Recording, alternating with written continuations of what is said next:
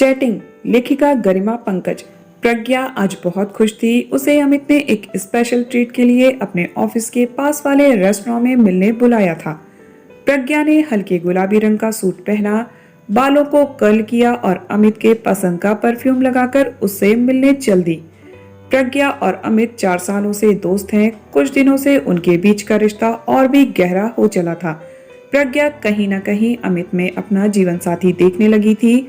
अमित भी उसे अपनी जान से ज्यादा प्यार करने लगा था, मगर कभी इस बात का इजहार नहीं किया था। आज वह इसी मकसद से प्रज्ञा से मिलने वाला था। वह अच्छी जॉब करता था। प्रज्ञा ने भी अपनी फाइनेंशियल कंसल्टेंसी खोल रखी थी। घर में किसी चीज की कमी नहीं थी।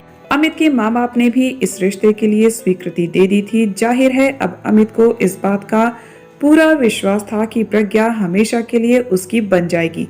बस प्यार का इजहार करने की देरी थी। सही समय पर प्रज्ञा रेस्टोरेंट पहुंची। अमित ने कोने वाली एक बड़ी टेबल बुक कर रखी थी। स्पेशल ट्रीट की पूरी तैयारी थी। अमित ने पहले प्रज्ञा को एक खूबसूरत बुके गिफ्ट किया, फिर खाने का ऑर्डर कर दिया। प्रज्ञा अमित की नजरों में झांकती हुई बोली, इतना सब कुछ क्यों? आज कोई खास दिन है क्या, या फिर कोई खास बात? खास दिन भी है और खास बात भी। तुम्हें याद है 4 साल पहले जब हमने MBA की पढ़ाई शुरू की थी, तो सबसे पहले आज के दिन ही हमारी मुलाकात हुई थी। हम उसी दिन अच्छे दोस्त बन गए थे और वह दोस्ती आज तक चली आ रही है। इस दोस्ती ने मुझे जिंदगी के खूबसूरत पलों से आबाद किया है और मैं चाहता हूँ कि यह दोस्ती किसी खास रिश्ते में बदल जाए। मैं तुम्हारे दिल की बात पूरी तरह नहीं जानता, मगर अपने पूरे दिल से तुम्हें अपना जीवन साथी बनाने की इच्छा रखता हूँ। अगर तुम्हारी हाँ हो तो हम आगे का प्लान बनाएं। अमित ने अपने दिल की बात रखी। प्रज्ञा उसे देखती रह गई। अमित ने सब कुछ इतनी सादगी और सहजता से कह दिया कि प्रज्ञा के पास सिवा हाँ कहने के कुछ बचा ही नहीं था। वह शर्माती हुई बोली, आई लव यू। जैसा तुम चाहो, मैं तो हमेशा से तुम्हारी ही हूँ।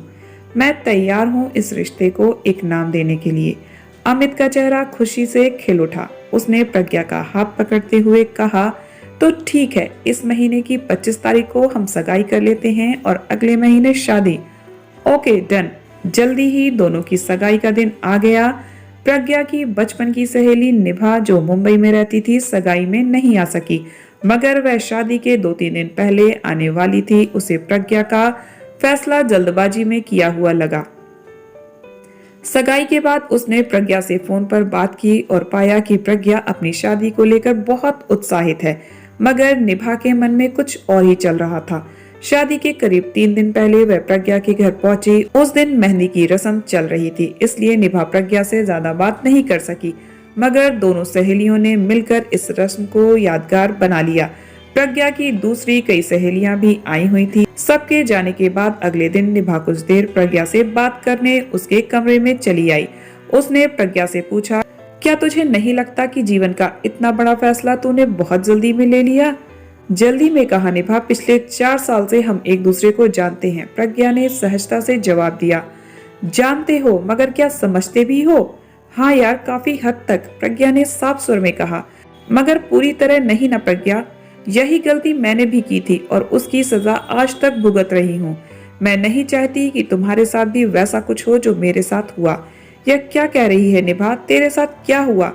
तू क्या मनीष के साथ खुश नहीं? कॉलेज में तुम दोनों भी तो एक दूसरे के काफी करीब थे। हाँ यार, हम दोनों ने 2-3 साल डेटिंग की थी। हमें लगता था कि हम एक दूसरे को अच्छी तरह समझते हैं और एक दूसरे के लिए परफेक्ट मैच है, मगर शादी के बाद पता चला कि वह जिंदगी बहुत अलग होती है। शादी के बाद बहुत कुछ मैनेज करना होता है। आप इतनी आसानी से किसी के हो जाते हो, मगर जब जिम्मेदारियों का बोझ सिर पर आता है तो आपका रवैया ही बदल जाता है। आज हमारे बीच रोज किसी न किसी बात को लेकर झगड़े होते हैं।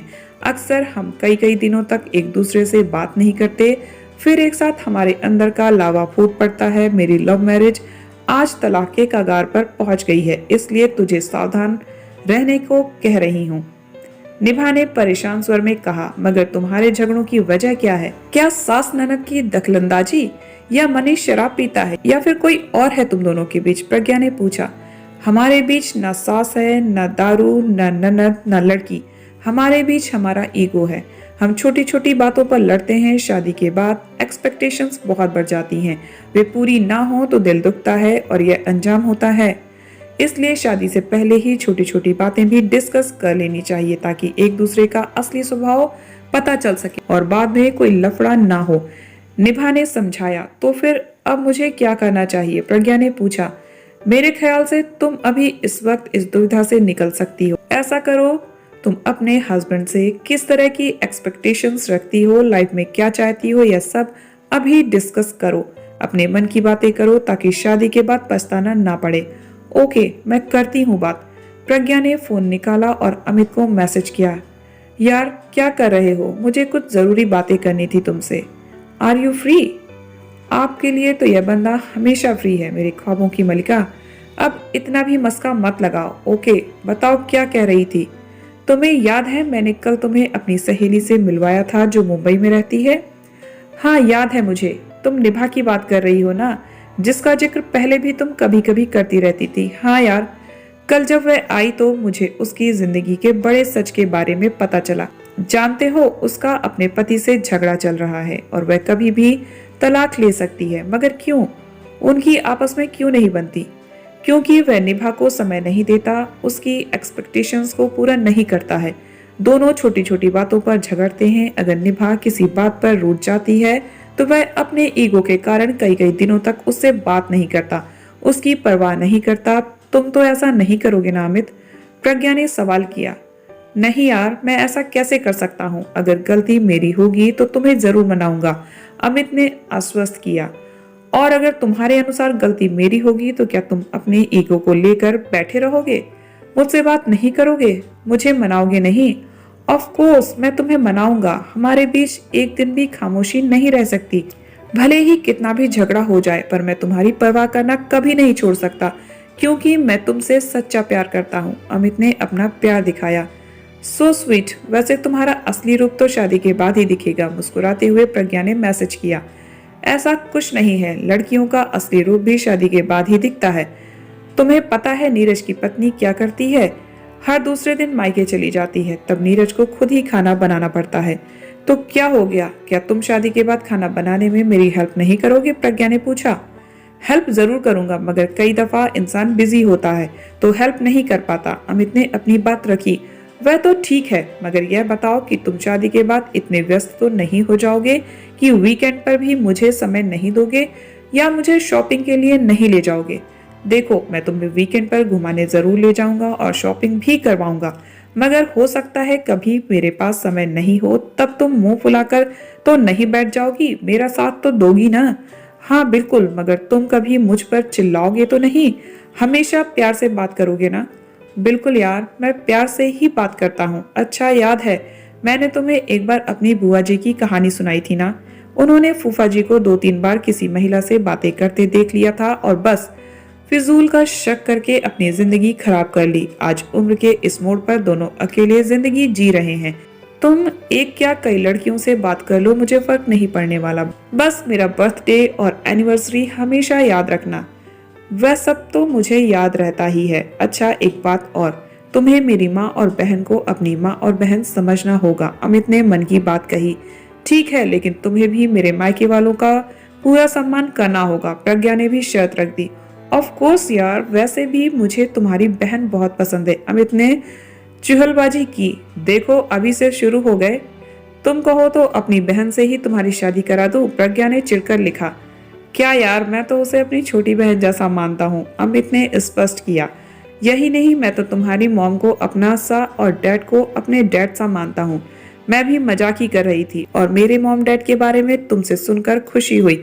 उन्होंने तो अब बहुत सी बातों में मेरा सुनना भी बंद कर दिया है और कहते हैं कि अमित से पूछकर करेंगे। प्रज्ञा ने भी बात साफ की। मगर चिंता ना करो, मैंने अपनी और तुम्हारी माँ से तुम्हारी शिकायत कर दी है कि मेरी अब मेरे घर में ही कोई पूछ नहीं रही। अमित बोला। तो मेरी माँ ने क्या कहा?